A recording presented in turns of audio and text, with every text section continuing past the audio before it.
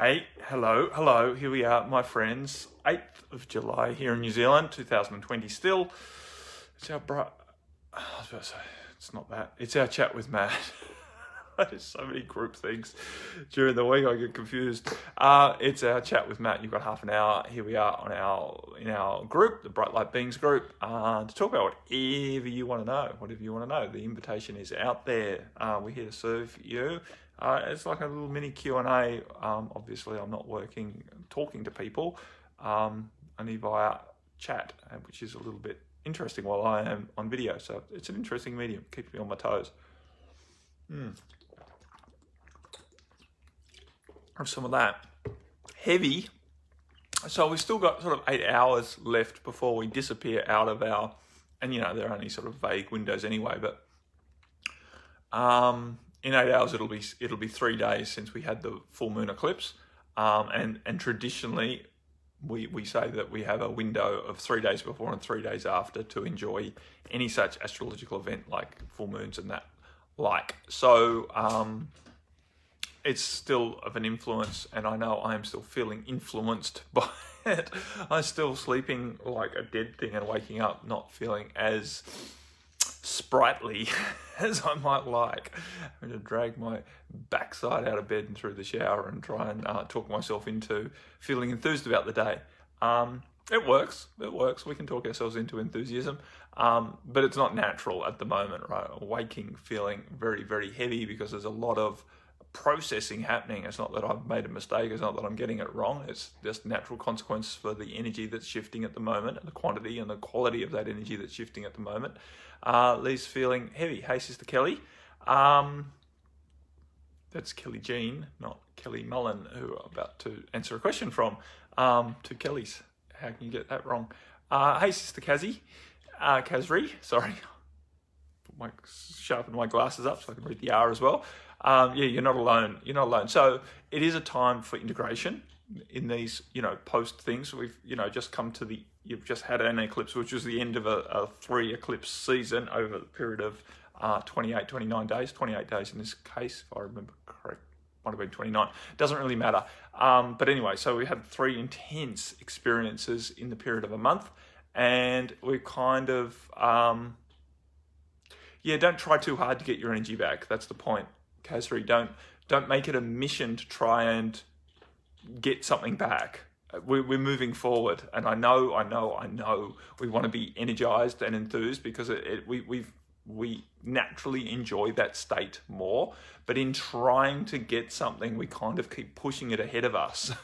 we think that our joy is in the energy, and it's not. Our joy is our joy. And when we find our joy in the moment, then the energy comes. So I get it, because I'm much the same, and we get up in the morning with wow, I'm really heavy, I've got things to do today, how can I feel more alive with this? And the truth is, you probably feel alive, just as alive in the density of it, but it's not the alive that we quote unquote want to feel, especially from an egoic perspective that judges ourselves quite harshly. We've been trained to believe that high vibe is much better than low vibe, that active and doing things and productivity is much more valuable than just being in a state that might be low vibe, but might be truly immersed in the godliness of the low vibration, right? Because God is in there just as God is in the high vibration. God is not bipartisan on the vibration. So, hey, Sister Laura, the point is to recognize that it's all good,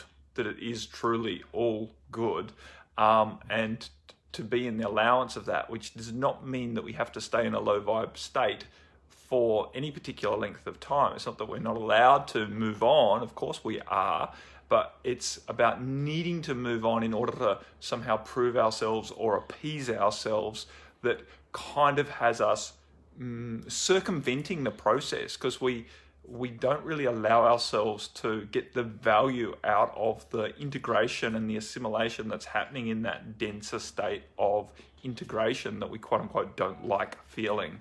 So, and again, I'm not saying we need to wallow in it, because it's not like that at all. The fact is, once we really just choose to accept that we're feeling as we're feeling, then it can shift a lot more quickly, because that acceptance kind of is like the key in the lock that allows things to keep moving. And sometimes things keep appearing in our life because it has not yet gained our acceptance of it. And that's kind of that recognition, the deeper awareness, the acceptance, the allowance, and then a relaxation around it, which then not perpetrates, but allows, I'll just use the word allows, but then allows the process to keep flowing forward. I had a much more eloquent word in mind, but it didn't come. Perpetrates the movement onwards. Anywho, so here we are. It has been very, very testing, and for me personally, my daily life has revolved around self-care. Of course, yes, I'm showing up, I'm doing what I have to do, my various group calls, my various private calls that book in, but I'm not exactly spending a lot of time investing in creating new programs. For example, I'm out gardening at the moment, even though it's pissing with rain. I'm out landscape gardening. I've just built a set of stairs, 25 stairs down a bank. It's like 10 meters long and 5 meters of elevation. And yesterday shoveled nearly 2 cubic meters of fill into the my right shoulder's a bit sore, my left forearm's a bit sore, it's all a bit sore. But that movement and that exercise and that breathing and just getting out and doing mindless stuff, like you don't have to think too much when you're emptying trailer loads of gravel down a hill into stairs, right? Carrying it in buckets and throwing it with my shovel as far as I could to get it down the hill. But that's what I find really works for me when I'm in this state, and that allows me then to keep functioning and showing up and doing. I also had a couple of awesome private sessions yesterday, which I facilitated at as deep a level as I ever have. Even though I am personally feeling quite heavy and stagnant and not so comfortable, generally, not so enthused to be, as the facilitator. Putting all of my effort into what can I next create? I don't feel like creating anything right now. I'm just in quote unquote survival mode. But I'm in the beingness of that without making it a wrongness. Yes, thank you very much. My time is telling me it's time to stop and take 2 deep breaths. And I've now got one that goes dark. The screen goes dark. So it encourages me, close your eyes, take your eyes off the screen. Take 2 deep breaths. You've got 30 seconds off looking at this and doing it, and that happens every 30 minutes, right? We've got to look after ourselves, and for me that means mechanizing things and having reminders of my cell phone. Even when I'm out shoveling, my cell phone beeps every 30 minutes, and I stop for 2 breaths, right? Because I have to.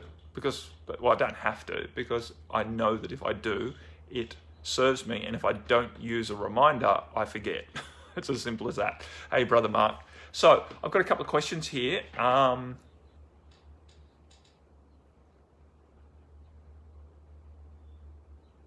I was just reading a little interaction with Sister Louise, which is not really a question.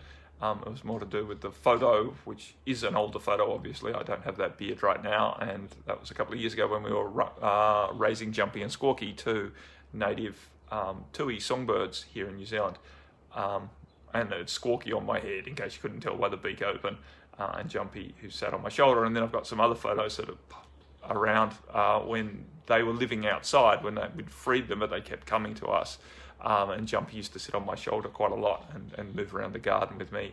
Very, very happy there. Not anymore.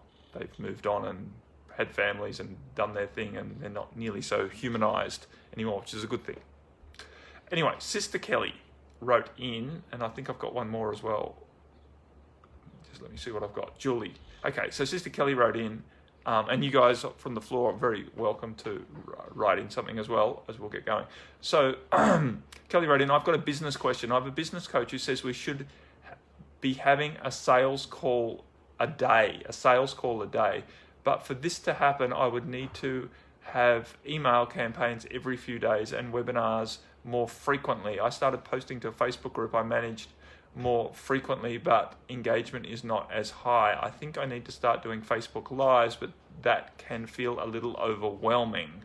My energy levels are better than they have been, but I just can't see myself in this kind of volume marketing. The body is not into it. I did hire someone to help me launch a book in October because I knew I needed some more support and it would not get out. So hopefully that will help, but still need marketing to alert people to my new programs. Any suggestions? Yes. Hey, Sister Mary, I do have suggestions. Did I miss someone else coming on? No.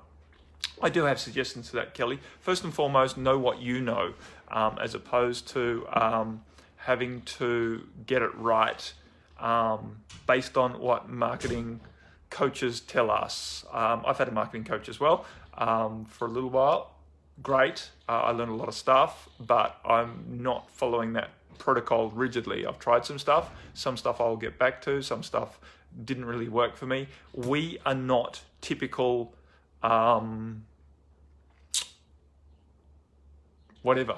salespeople. I can't think of the right word I want to use here. But we're not just selling stuff, right? We're facilitating with our heart. And just trying to churn through volume is not what it's about for us. It's how much light can we express on the planet. And if we're trying to do, hey, Sister Barb, glad that you're listening via the phone. And if we're trying to do it to fit certain criteria and for certain shoulds, I should be having a sales call a day. I've been in situations where having a sales call a day. I had an automated, Facebook campaign going out, and it was creating about a sales call a day, about 6 or 7 sales calls a week. Great, exhausting, because a lot of those people who were coming through that mechanism weren't my best fit. I was doing my best to put as much light into my marketing. I was doing a pretty good job with that, but still, people are being attracted by marketing, and it's not always great. So, but it can be fine-tuned, and we can get to a situation where having a sales call a day and it feels great. I don't think it's a wrongness to have a sales call a day, not at all. I think I could probably have 2 sales calls a day if I get other stuff in place that's feeling good. The important thing is to go at our own pace and to really put a lot of our own heart into what we're doing, and really whether it's important for you to be having a sales call a day. Because ultimately what's more important than having a sales call a day is how many conversions you have a week, right? It's all very good to have a sales call a day if you don't sell any of those calls into your program because they weren't ideal fits and you weren't really attracting them through a mechanism where you had matured those prospects before they got on a phone with you. Because if they just come to you dead cold, for me anyway, it's not so easy for me to onboard them, because for me, I need to be really sure that they're going to get the most out of any program that I'm offering. So I like to know the people quite well, and I like them to know me quite well. I like them to have listened to my light language more than just once, right, before they're entertaining the idea of whether they join a $2,000 program with me, right? I much prefer, because I know I get much better results with people who have a deeper connection with me to start with. I can be more sure, and therefore I can relax more into serving them. So for me, it is about allowing people to develop a relationship with me. And this call, for example, is one of those opportunities that I give people, right, where I let people get an experience of how I interact, how I what my processes are, what my thought patterns are, what my style is like. I don't do light languages on these calls, but I give people a good idea of how I think and how I address and how we as Mantara and Matt work with people. So doing a Facebook Live is great, and it will feel overwhelming. Trust me, sometimes it still feels overwhelming for me. And when I'm sitting here and thinking, I'm going live now, and what am I going to tell? What am I going to talk about? Who's going to show up? Am I going to be left sitting here with nothing to say? It's scary, right? And that feeling of fear can feel like it's too much, which is then overwhelm, when there's too much fear that you feel that you can comfortably cope with.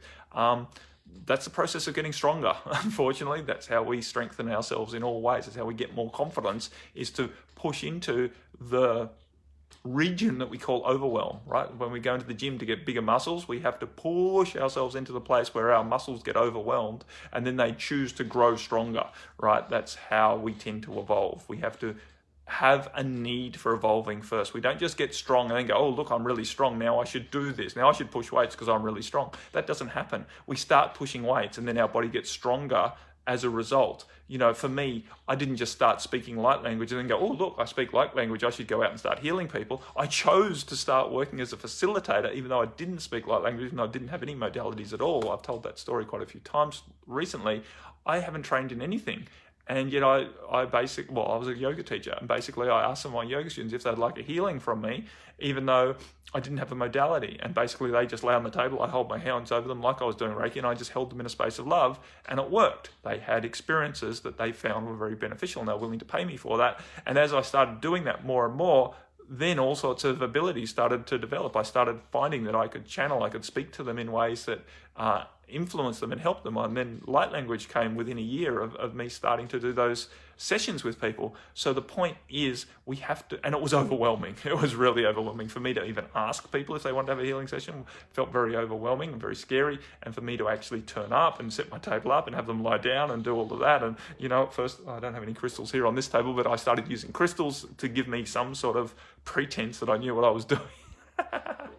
So the point is we have to be willing to push ourselves into a little bit of that overwhelm in order to grow into what we are choosing. So, you know, you're choosing, I believe, to show up and really share your light with other people because you believe that would serve them, and it would actually serve you and allow you to feel more joyful and purposeful in yourself. So to do that, let go of a little bit of what the marketing gurus are telling you to do and just show up and do it. Show up and start sharing yourself more frequently. That can be written, right? You can write. You are a writer. You're writing a book. You can publish to social media, various written articles to do that. But live streams are a great way of interacting with people, and it lets people see a little bit deeper into you. Now, you might think, well, I'm not going to measure up. I'm not going to be good enough for them. You will always be good enough for your best clients. You will always be good enough for your best clients. And the point of the process is not to attract people who want you based on a facade that you're this perfect person who speaks so eloquently. You're looking to attract people who really like you based on the true you, the authentic you, the transparent you. And so you have to be willing to show that, which again is overwhelming because it feels vulnerable and doesn't feel safe. And we've been persecuted in other lifetimes for letting people see too much of ourselves when we were a being of light here on this dark planet, when there was shadow authoritarian rulers ruling with fear and might and force and persecution, right? Punishment. So yeah, it's a process. And choose to keep stepping forward. Hopefully that helps, Sister Kelly. Julie wrote in another awesome question as well. I like this question for a number of reasons. It's not something I normally talk about. So Sister Julie wrote, can you talk about parallel universes or different timelines? I cannot really understand what that really is or its purpose. Thanks. And I love that. I love the fact that its purpose is tacked on the end then, because that's really what it's about for me. Why is there one more comment? Oh, Lorraine. It's a live stream, Lorraine. I can't do that right now. I can't start typing or I'll lose myself completely. So parallel, yes, I can speak about parallel universes and different timelines, but as you point out, we will never really understand them, and it's not about talking to them at a level that you're supposed to understand, because I don't believe it's really possible to understand these energetic structures with our limited mind, right? I call it the pea brain, right? And I'm not being derogatory to ourselves, but it's just a matter of putting things in perspective that this intellect of ours is rather limited. And hey, Sister Louise, and to understand the concept of the enormity of the entanglement of what the cosmos is, and the non-containment of time, right? We think of, we've been programmed into and experienced time in this linear fashion here on this planet for so long now, and it's appropriate that we're completely deceived into believing that time is a very, very real constraint on us. And that's been set up for a reason. So first and foremost, It's not wrong for us to be in a linear time scheme where we see moments flowing one after the next, and we break experiences down into a sequence of moments in a linear order. And we have this thing called the past, and we have this thing called the future, and we are living in the present right now, and we see these times spreading out away from us, and we have memories of the past, and we have dreams of the future. It's not wrong at all, but it's not actually the reality. As a spiritual being, we are not constrained by that concept. We can visit any part of our timeline at any time as a spiritual being and experience the experiences that are there to experience, much the same as we can get a book and think, well, I'm reading this page right now, so this is the present, and all the pages I read before are the past, and these pages are the future, right? But it's all here, and I can just turn the page if I want. If I let myself off the rules that you have to read one word at a time and move down the page and then turn over the page and do the next page, right? Those are the rules that we've bought into, and it makes sense if you want to read the story in the way that the author wrote it, right? If you want to read it in a linear procession, that makes sense, but we're not constrained to that. We have the option to jump the timeline and read another page. So that's a simple understanding of it, but it is much more complicated than that, because these future pages, there's a page for every choice you make right now and every choice you make moving forward from now. Those possibilities are in existence. They're in existence. They're real. It might not be the ones that you actually live through this physical flesh suit, but that doesn't make it any less real. Much the same as a dream is no less real than what you are currently living. It's still an experience, and it still has wisdom in that experience.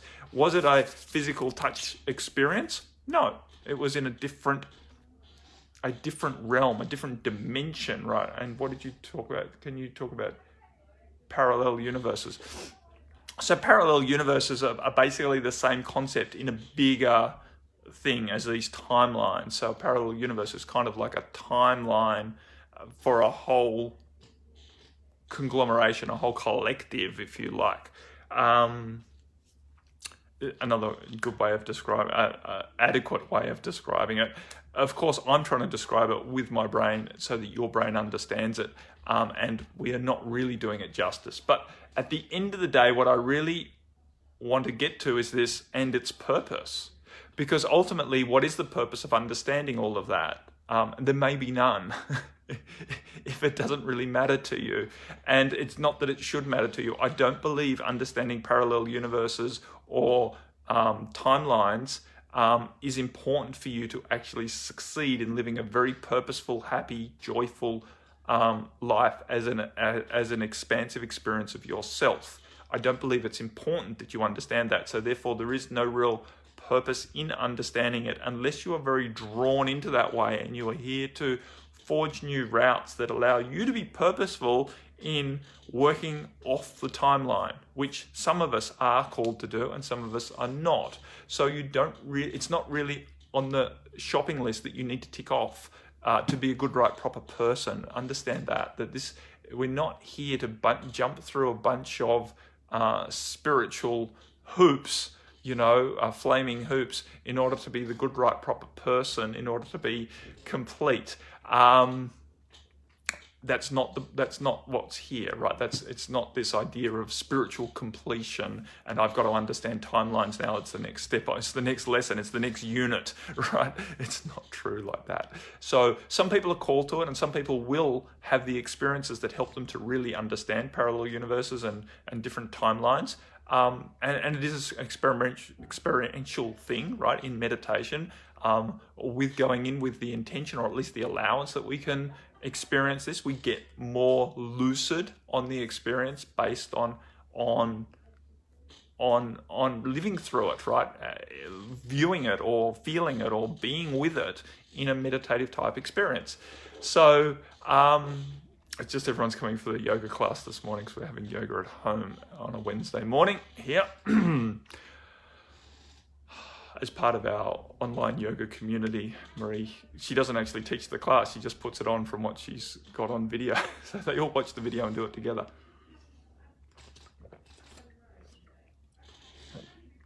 We're not in lockdown here in New Zealand, for those of you who are wondering. Not at all. We're free as birds, other than the fact we can't leave the country and no one can come in without going under military care for a couple of weeks.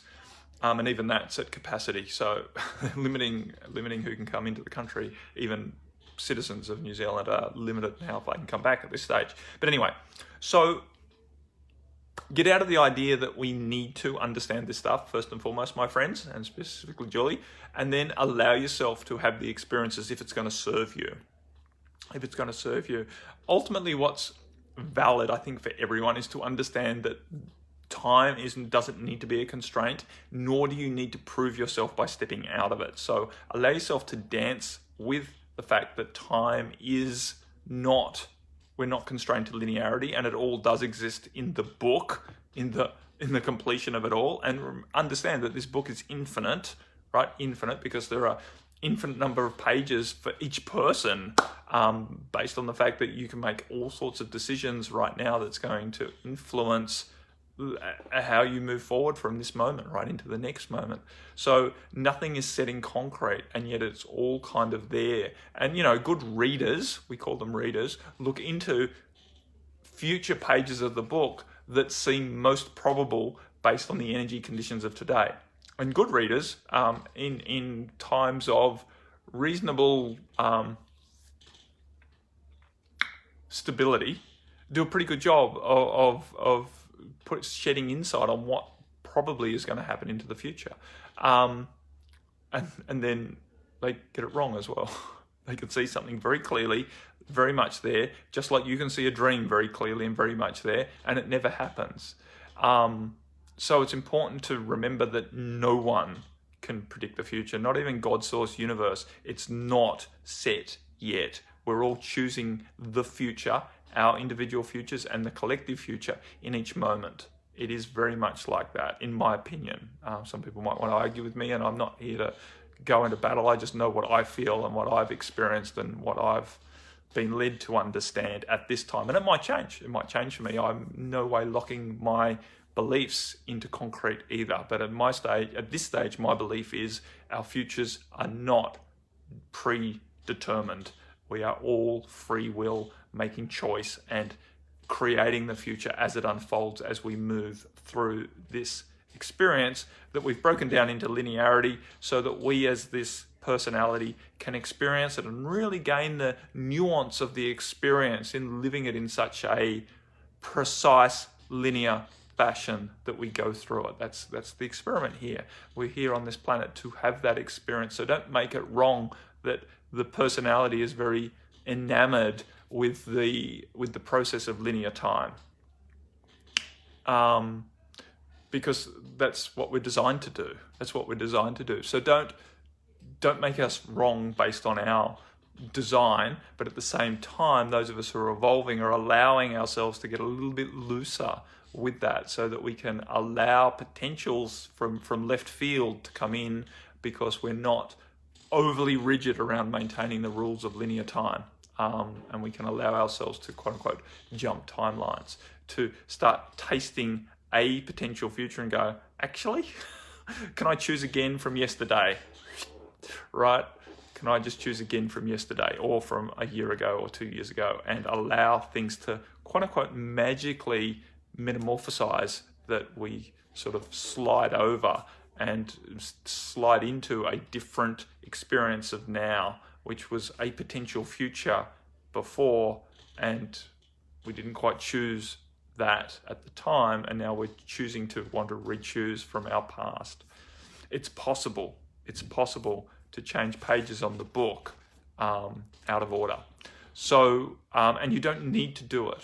You don't need to do it. It's not a mastery question that until you do that, you can't leave the plane. Not at all. Not at all. Hey, Sister Julie Ray. I think I'm nearly finished. It's saying 9:30 on my clock. Is there anything else? You guys have been pretty quiet on the call as far as I could tell, unless I missed anything. Maybe that's a good enough thing.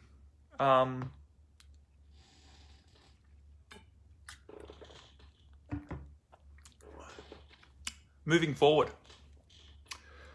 Relax, my friends. No worries, Kelly. Relax into just being yourself at this time. As I started this call, the energy is still quite heavy, and it does feel quite onerous or burdensome to be on the planet at the moment in a physical body. It's heavy. There's a lot of density moving. Just be an allowance of that experience, and don't try too hard to fix yourself right now.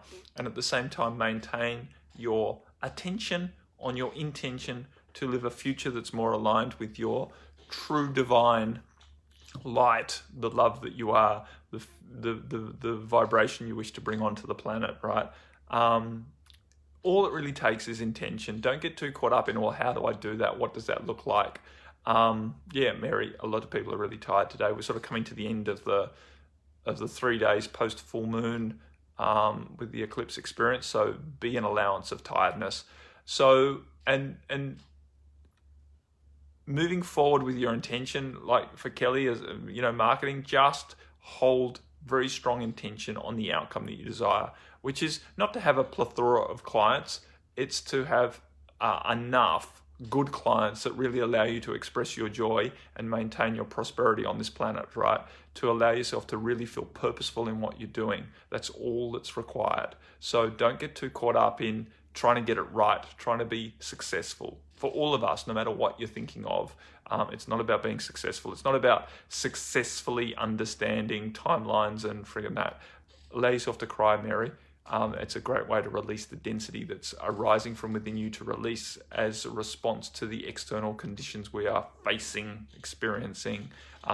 Bathing in would be another way of describing it. We're bathing in the conditions that are really facilitating a breakdown of the structures externally, and more importantly internally, that have kept us caught in a limited version of ourselves. So these false beliefs have been falling away, and now the structures that have been built out of these false beliefs are falling away, and that leaves us in the grieving process, because those structures have felt like security to us for a long time, even though they've been greatly limiting us. So as the structures fall away, we are going to feel grief and heaviness and density and fear and doubt about how our future is going to go without these structures that we once used to make sense of the world and to keep things in its place and to maintain predictability and thus security for us. They're falling away. They're falling away internally, and they're falling away externally. And it's a process that is very hard for the ego to relax through. And so crying is very appropriate. So go there, allow it to happen. You don't need to have an excuse. Just let the energy out so that you can be free, right? So that you can relax through this process. And if you can't cry, then laugh, right? Or exercise, or all three. Movement is magic at this point in time, in my opinion, right? We need to, it serves me anyway, definitely, to keep moving my body a lot to help this density shift through. Discombobulation seems the order of the day because of all that's shifting. Exactly. So discombobulation is just the mental confusion that we've lost our foundation in these structures, and we're seeing that in the external, and so it's very confusing as we look out there, and none of us are really sure how it's going to unfold. There's all of these quote-unquote theories, which we could use the C word to describe, but they're basically just theories, and they're all timelines. They're all potentials, right? Potentially this could happen, potentially that could happen. What are we going to choose, right? What are you individually going to choose? And it's no good trying to sample all of the timelines and then work out which one is the better. Trust your heart. Trust your heart and allow yourself to really align with what you are aligning with, and allow yourself to be discombobulated. Allow yourself to do this out of your mind, right? We have to be willing to understand that we can function very well, very adequately on this planet without being controlled by our mind, right? We don't need to understand it in order to be successful. All we need to do is to be intent and dedicated to our intention, and then to stay aligned with that intention, and we will have successful outcomes. Okay, got it back. I should know better than to touch things, except my screen was getting so full of notifications that I thought I could flick one away, and instead I selected it. Anyway, my friends, that is Chat with Matt. Much love to you all. I am here for you. Please feel free to reach out. And it's this whole community, right? It's not just Matt. It's not just, this is not my community for serving you guys. This is our community for serving ourselves. So please feel free to reach out if you have any questions, if you have any comments, if you have any needs, right? If you need extra support, reach out. Put a post on this in this group and call for it. And it will be there for you, right? There's 700 odd members of this group.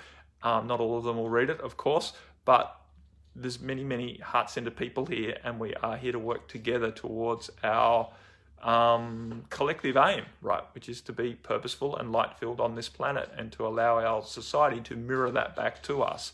And so that's what we're here to do. It's not about jumping up and down and shouting about what's wrong. It's about aligning with and co-creating what we desire instead, right? Advocating for the outcomes that we desire. And yes, it's important also to know to a level that shit is going down and some of it is not great, so that we can be aware of it and influence our decisions on what we're choosing to do based on the potentials that these agendas are playing out. But it doesn't help to go into stress around that and to start worrying about it and start judging it all as bad and wrong, and then feeling disempowered and hopeless and useless, because that's not going to help you being the best light that we require from you in order to manifest it.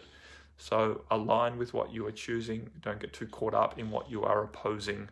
Much love. Bye for now. Namaste.